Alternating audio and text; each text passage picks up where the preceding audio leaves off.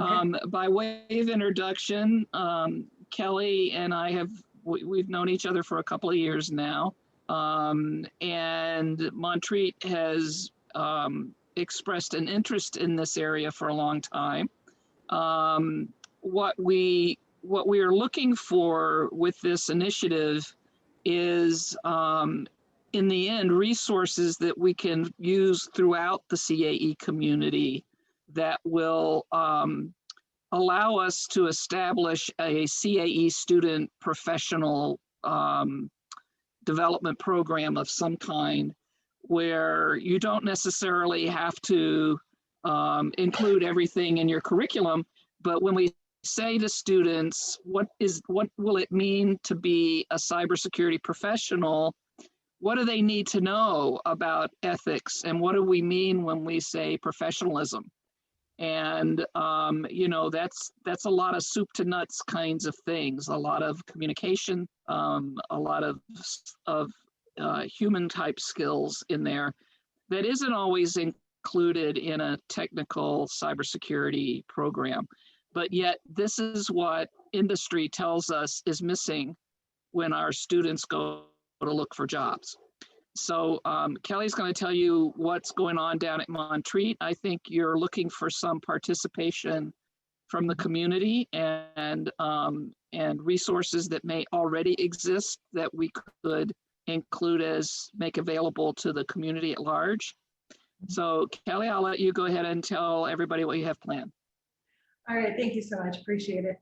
It's good to be here virtually. I wore my CAE community shirt from a few years ago at Symposium. I was feeling kind of nostalgic. So some of you may recognize it. I happened to cross it. I was like, I gotta wear that.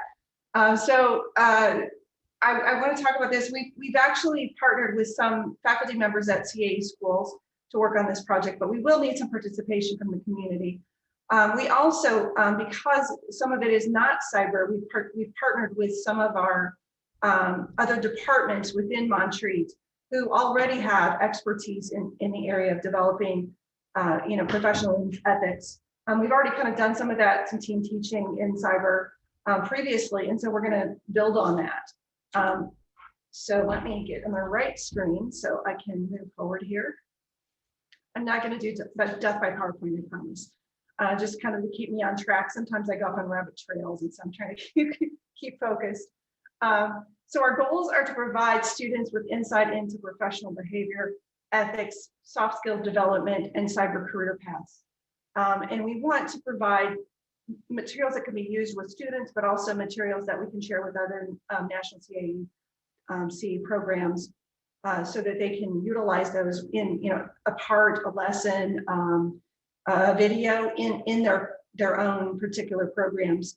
And as Lynn said, we know that oftentimes there are materials that are already being used in other CAE schools, and so we want to kind of cull together a lot of things that are already out there. So some of the kind of sub projects that we have going on. So we have a cybersecurity ethics book and curriculum to be developed, and professional and soft skills development materials that will be developed. Cybersecurity career videos, a directory of materials, and a creation of additional materials that will be used within the community. And then, of course, dissemination of curricula and other materials. So we're planning on probably utilizing some of the contacts in the community, some of the existing conferences, whether they're virtual or physical, some of the CAE forums, the ELF, so that we can talk to other CAE schools and build this to begin with this first few months and year that we're working through this project. So our ethics book and curriculum, this actually has been in the works for quite a while before the grant was funded. We've been interested in this and want to create kind of a cybersecurity oath that's similar to what you think of as the Hippocratic Oath, and how ethics is a requirement in cybersecurity, that it has to be foundational. We just had our conference last week in virtual conference and retreat, And Katie Arias from DoD was talking about how she wanted to make cybersecurity foundational in the process of awarding contracts, and that it has to be. And I think in cybersecurity, ethics has to be one of those foundational components, because the skills that we're teaching students, if they don't understand the requirements for ethics and the requirements for being good citizens and for using those tools ethically, we're opening up a really horrible can of worms, and more problem than we are providing solution. So we also, part of that cybersecurity ethics book and curriculum, will be looking at the classical and modern ethical frameworks, also exploring the application of just war theory into cybersecurity, which we know that most of the actions have a cybersecurity component or a cyber component that we're seeing already in the world.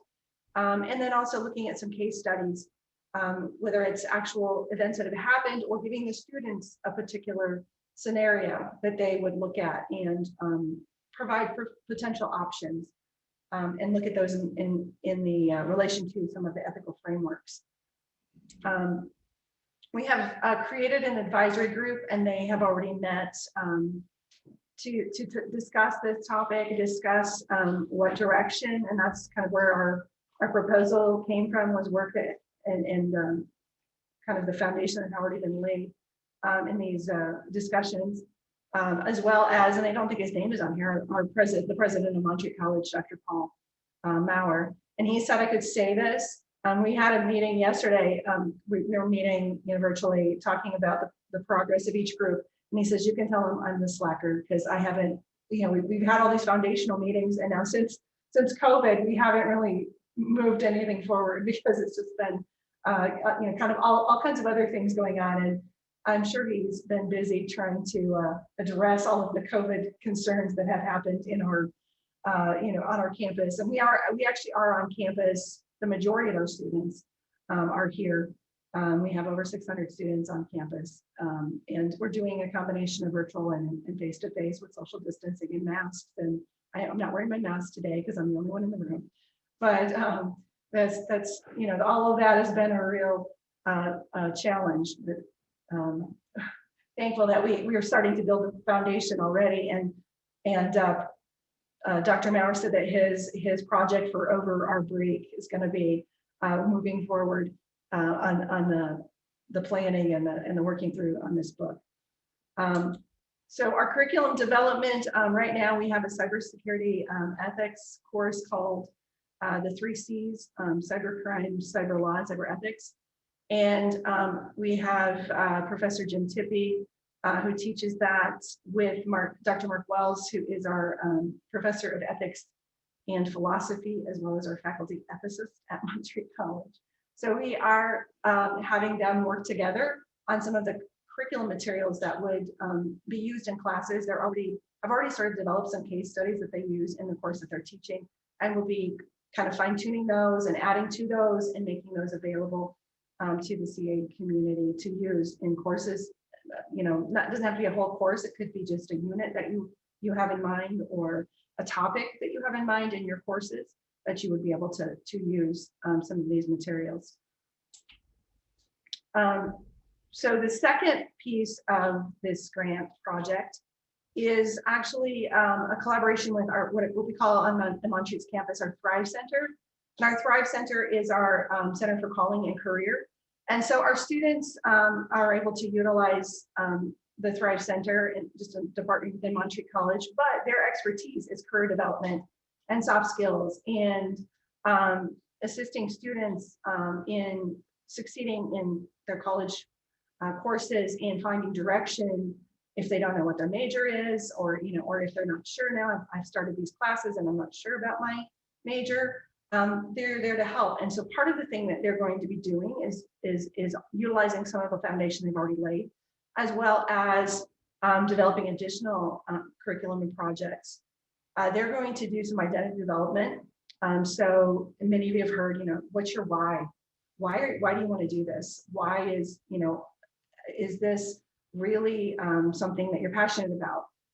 We want students to feel like they are going into an area where they have a real desire to be there, not just because I can make some money, and I've heard there's a lot of jobs, even though that could be a why, but we also want them to dig a little deeper. And so some of the things that they may do are some of the Myers and Briggs and the Clifton Strengths Finders assessments that they may look at. And so I have a strength in this particular area. Oh, that would be a great fit for this major, the cybersecurity major. They're also going to look at impacting experiences. So things like mentoring, things like being a leader in a school activity, being an RA. And one of the things we've talked to students about, I guess I'm getting ahead of myself, but when you're looking at putting things on your resume, and you're looking at getting a cybersecurity job, that first job, I don't want to know that you know how to prep the kitchen for a supper service, but I do want to know that you are a shift leader, or that you are involved in training your fellow employees. That's important because those skills can transfer over to cybersecurity, because you're actually learning some things that are valuable. So impacting experience is more the kind of things that they're doing on campus that are going to give them the skills that they can make them more successful in their career, especially in those entry-level positions. The influential relationships, I mentioned mentorship, faculty, advisors. We meet with each of our students every semester. There are 3 full-time faculty members at Montreat. We have about 150 cyber majors this fall, so we have them divided up fairly evenly, and we meet with each one of them every semester to talk about internship opportunities, what their expected career path is, and what classes they should take for the next semester. We meet with them more frequently if they're struggling, or we're seeing some issues going on.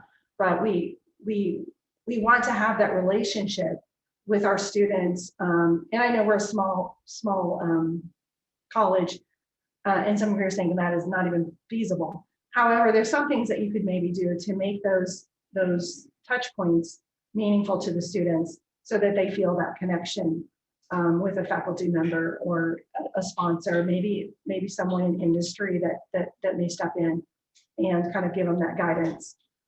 We also are looking at readiness. And so our readiness strategy equips students to look back and reflect on those experiences, and then use some of the tools that we're creating so that they can translate those into their entry-level positions.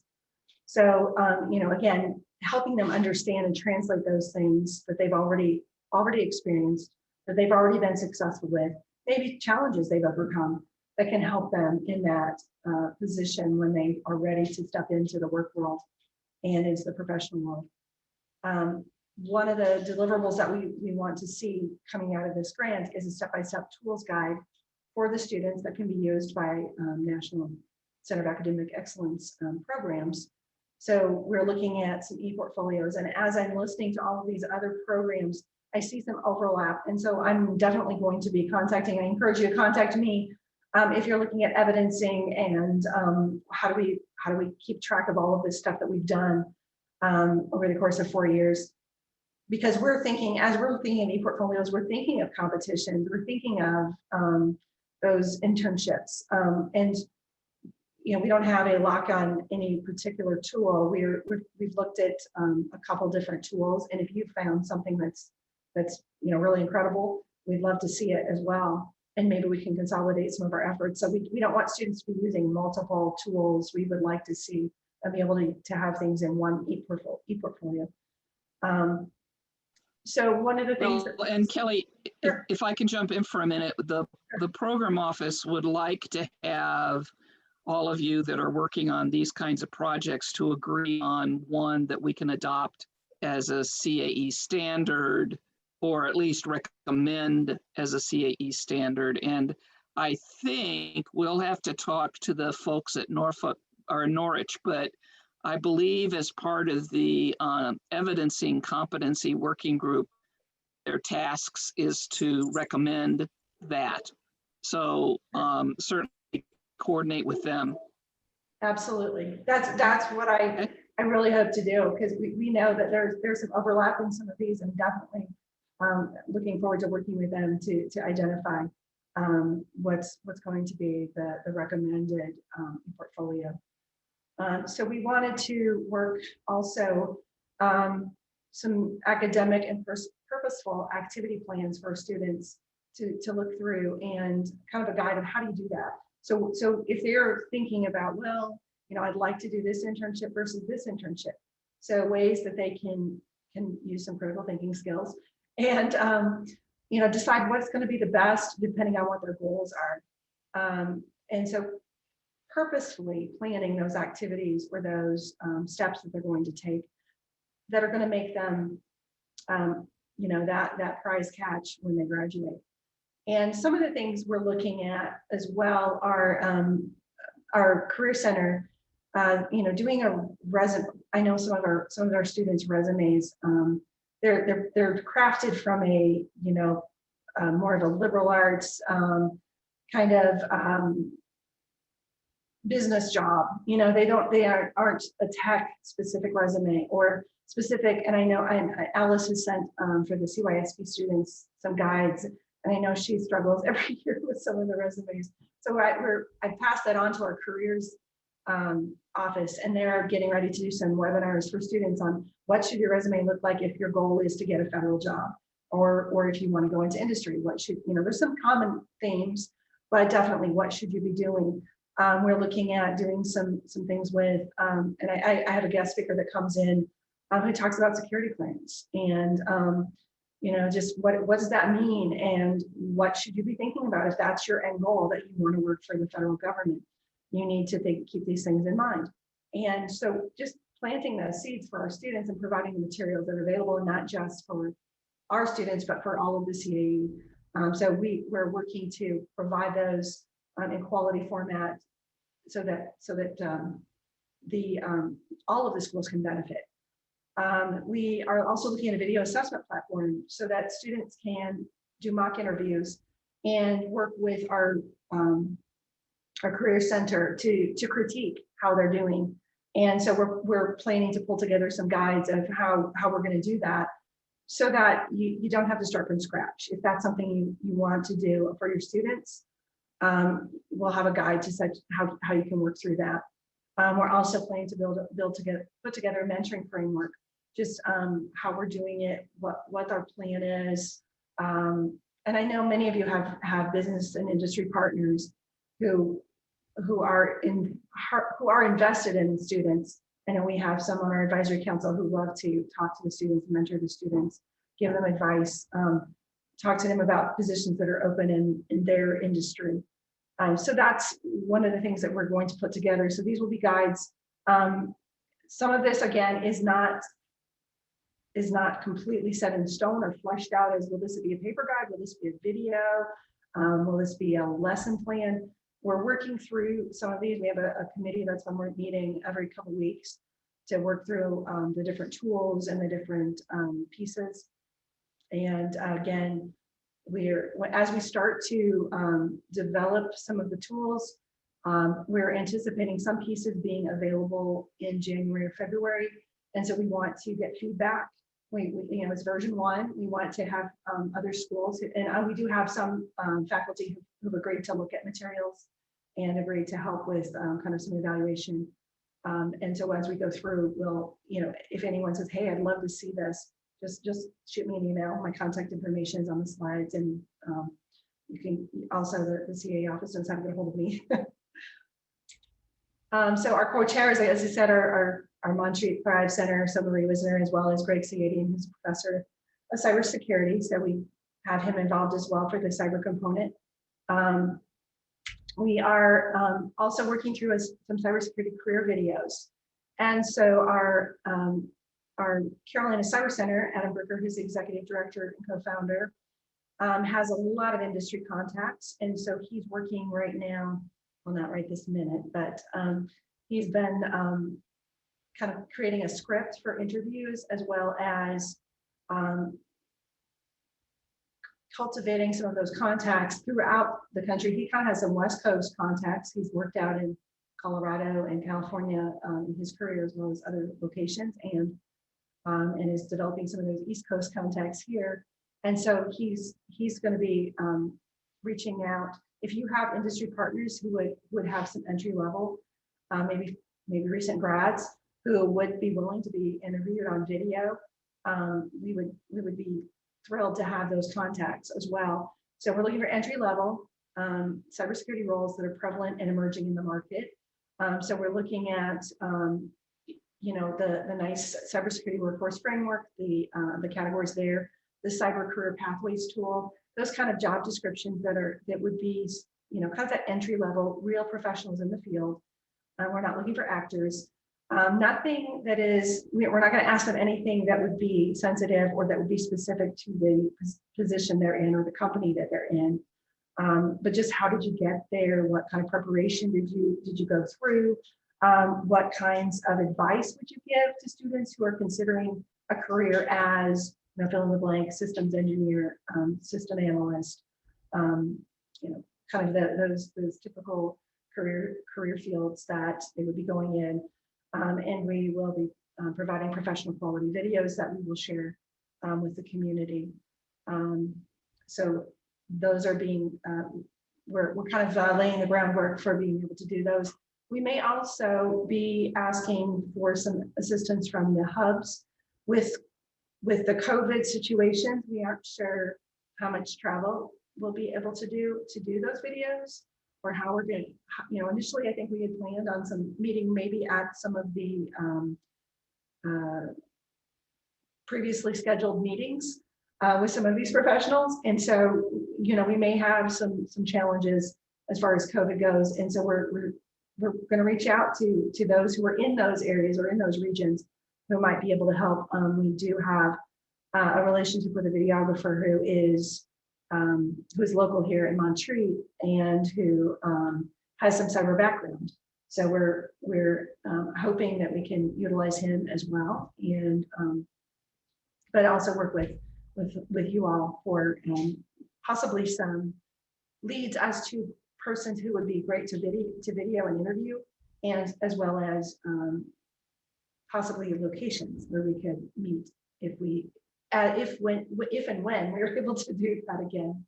And we're going to target certain locations. We want diversity of roles as well as diversity of backgrounds, diversity in the industries. And I know some of the workforce development projects are in various industries, healthcare and defense contracting, finance. Charlotte, we have a huge financial sector there and have quite a few contacts there. But if you have those contacts in various industries, we would love to be able to utilize those. So that's we want this to be a really great library of videos for our students to kind of investigate, what do people really do if they're in cybersecurity and are working for a certain industry. So the last piece of this is the directory of materials and creation of additional materials on ethics and professionalism. I know there are some other projects going on, and so we will be working with them. We've already had some emails going back and forth with the other faculty who have said that they would work on this team. And we had kind of tentatively came up with these categories. Vicki McLean has been working on an initiative on professionalism and soft skills with the state of Minnesota, and the state of Minnesota had said that they would share their materials with us as well. So they have, and I'm kind of curious to see how they teach empathy. Resilience, I was like, well, that's a great category. As far as that was a new one that Vicki just sent me last week or a couple weeks ago, I think. Although time flies, it could have been in August. But the critical thinking, problem solving, those are really important skills when we're talking cybersecurity, teamwork and collaboration, professionalism, work ethic, oral, written communication, leadership, and initiative was one that was a part of the Minnesota initiative. Global, and we had said global and multicultural fluency. The Minnesota initiative used intercultural fluency, which again, it's just kind of a little bit of nuance and wordsmithing. Ethical judgment and decision-making, career paths, and career management. So those were the categories that we had originally come up with. And, we're open to additional suggestions if you have something. One thing that, as we were brainstorming, one of the things, and as I was listening to these other presentations, we had talked about, wouldn't it be great if we could test ethical judgment or decision making in a competition setting where there's a little bit of a stress, where we're building, this, and I know we don't want to stress competition, but just, having some way of at some point case and scenario, and having the students have to make a choice that they can see what the particular consequences might be. So that's something I can see as all of these projects that moving forward in the next few years are going to be very interesting in all of the materials and all of the resources that will be available through all of these projects that are going on. So those who have, I forgot I had a mock-up of a screenshot. So this is kind of a mock-up of a directory that we were playing with even to the CA community logo only available here. We may or may not include that. It is a CA resource, CA community resource, but they're just the one category right now, oral and communications, and we'll be working on that in the next few months, and hoping that we'll have some additional material to present at the CA symposium. Probably give a snippet and demo then. So the team members, so Chris Herring from Fayetteville Technical Community College, Denise Kinsey, who was at University of Houston, Anne Conkey from the University of Detroit Mercy, Vicki McLean from Alexandria Technical Community College, Stephen Miller from the Eastern New Mexico University of Marie del Cel. And I know some of these are involved in other projects. I can see some overlap in this area. And we also have the chair of that committee is John Bannister, who is instructional designer with Johnson C. Smith University and adjunct professor at Montreat.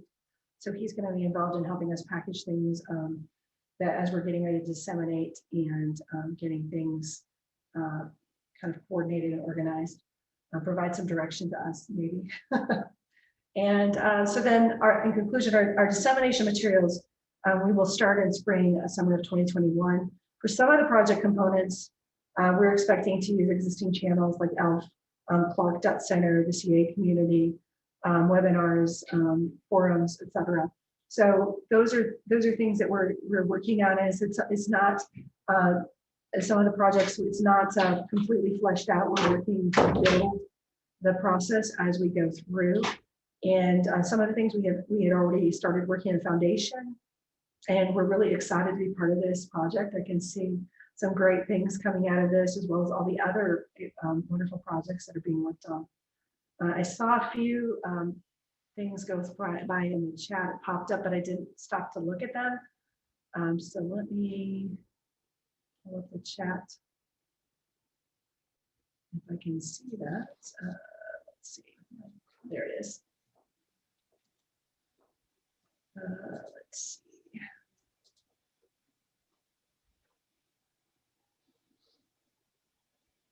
Kelly, one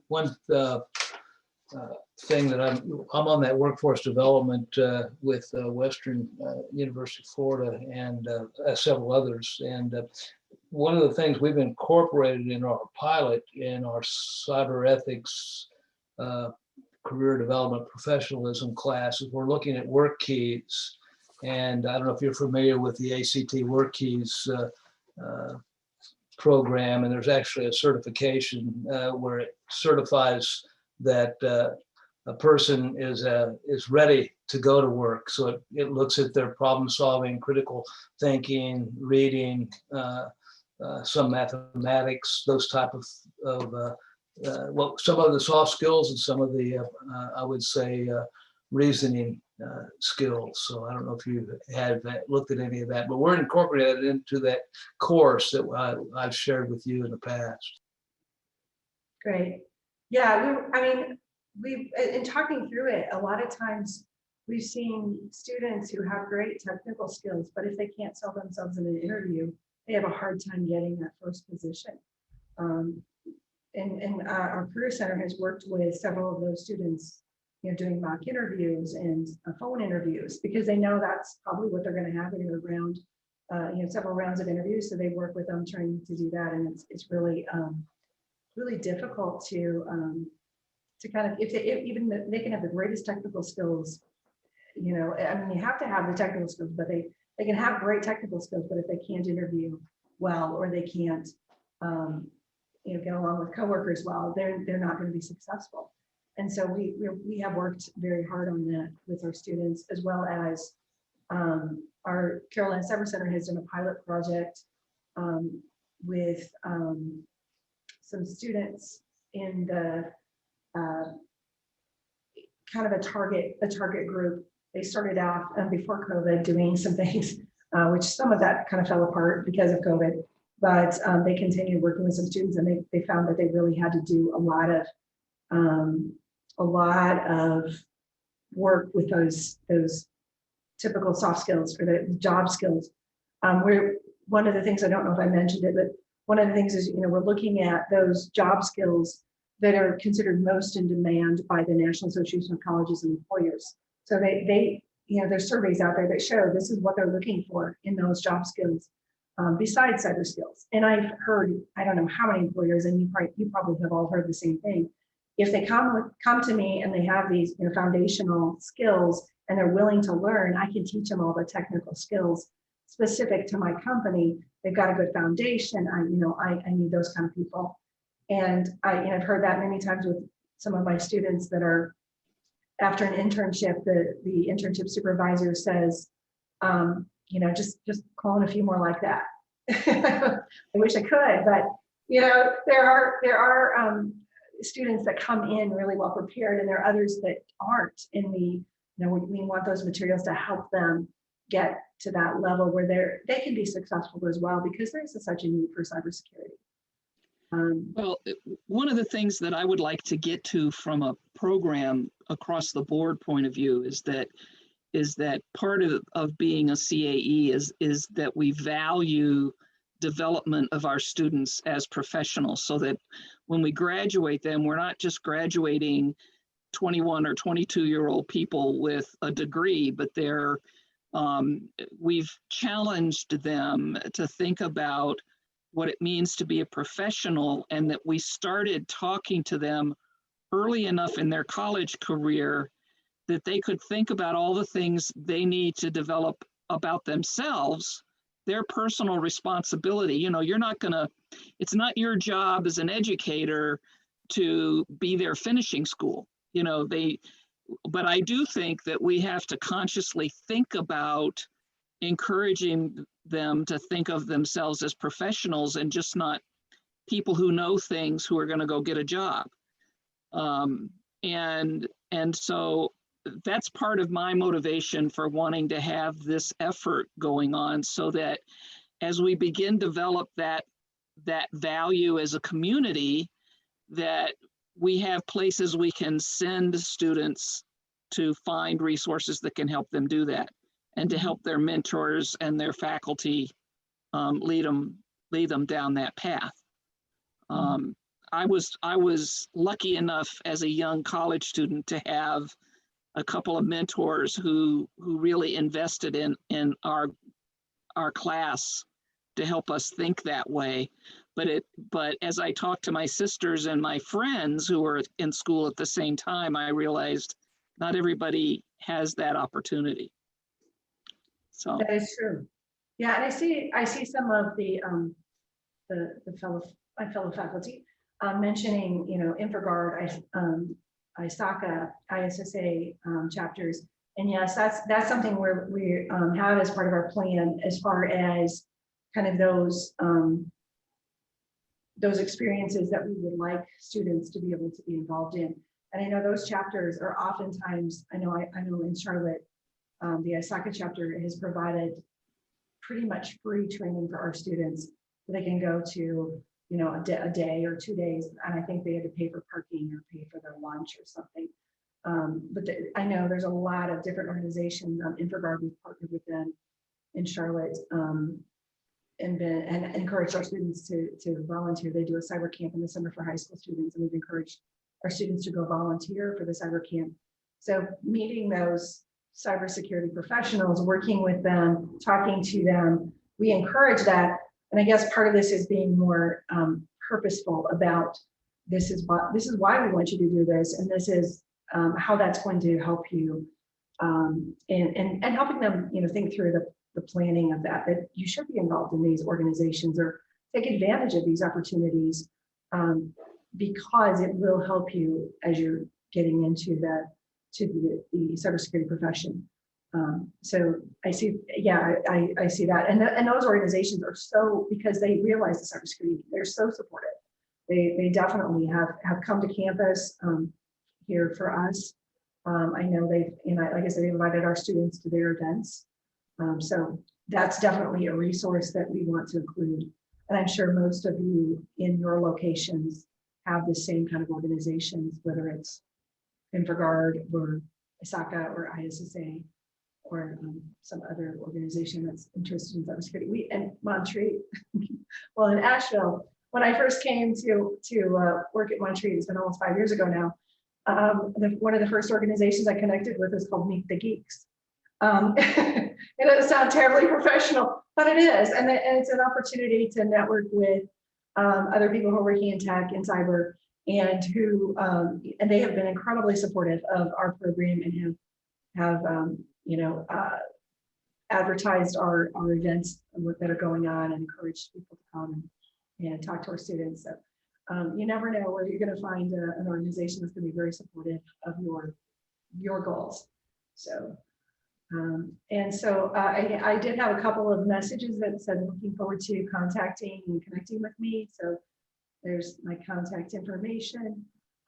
Definitely reach out to me if something resonated with you or you see the overlap, like some of you did mention with some of the other projects. So very much excited to see where this goes. Well, thanks, Kelly. I think you guys have a great idea and hold on where you want to go and what you want to get done with this project. I'm looking forward to see what you come up with. I am too. Okay. So any questions for Kelly before we conclude the day? I almost hate saying goodbye to y'all because I never get to see you anymore. But we'll have another one of these in the next few days. I haven't looked lately what the next one is. So the next one is on the 10th, which is next Tuesday. And we'll be talking about the K-12 pipeline, the feasibility study, and the evidencing competency effort that we were talking about a few minutes ago. Any of you that work in K-12 are interested in that arena, or you have friends and colleagues who aren't here today who would be interested in that, that's also a really, I think you'll be amazed at some of the things they're planning to do. So I'll look forward to seeing all of you again next week. Thank you for joining us today. Tony, do you want to add anything? Symposium is coming up. And so that is the 19th and the 20th. The hard part for us is really figuring out how to spend the money on the door prizes that we are so famous for. We're coming up with a plan. Blair Taylor has offered to basically deliver the door prizes around the country. We've rented her it's a little Fiat. And it's like the Publishers Clearinghouse thing on the side, and she will just kind of drive up. And don't expect a smile. I have my own Jeep. She'll just throw so you whatever can even go it up is the at mountains, you. huh? There's nothing stopping Blair Taylor as That's the right. the Publishers Clearinghouse van of prizes, the prize patrol. That's what it is. She'll be the prize patrol. You But can anyway, run, no, but you can't hide. Yeah, we have it's going to be an interesting agenda. We're going to be because we're remote, it'll be a little different in the way things roll. But the first day is primarily a lot of the activities related to what the program office is talking about and some of the structures that we have that won't be discussed in the pre-conference workshops. And then the next day we get to do what some of the faculty like, right? Which is, show off and do some research, show some research projects, and get to talk about some of the great work that they're doing. And so I look forward to seeing you in a couple of weeks. Okay. Thanks, everybody. See you next week. Have a good weekend. Stay well.